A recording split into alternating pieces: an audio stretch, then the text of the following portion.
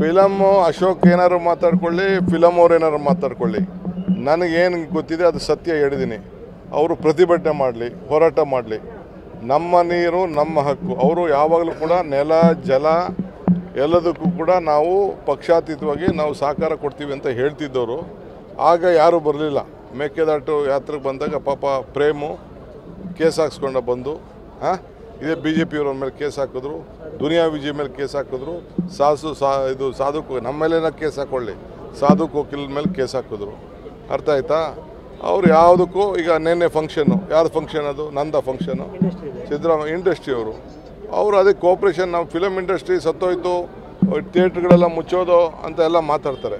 ನಮ್ಗೆ ಊಟ ಇಲ್ಲ ಅಂತ ಮಾತಾಡ್ತಾರೆ. ಅವ್ರು ಪ್ರೋತ್ಸಾಹ. ಇಂಟರ್ನ್ಯಾಷನಲ್ ಫಿಲಮ್ ಫೆಸ್ಟಿವಲ್ ಯಾರಿಗೋಸ್ಕರ ಮಾಡ್ತಾ ಇದೆ ಸರ್ಕಾರ? ಎಷ್ಟು ಜನ ಬಂದಿರೋ that is A different question.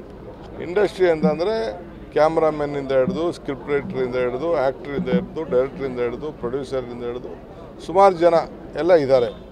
ಅವರು ಇಂಥ ಸಂಭ್ರಮದಲ್ಲಿ ಅವ್ರ ಹಬ್ಬದಲ್ಲಿ ಅವ್ರು ಆಚರಣೆ ಮಾಡ್ಕೊಳ್ಳಿಲ್ಲ ಅಂತಂದರೆ ನನಗೆ ಅಶೋಕ್ ಬೇಕಾದ್ರೆ ಇನ್ನೂ ತಲೆ ಕೆಳಗಡೆ ಹಾಕೋಣ.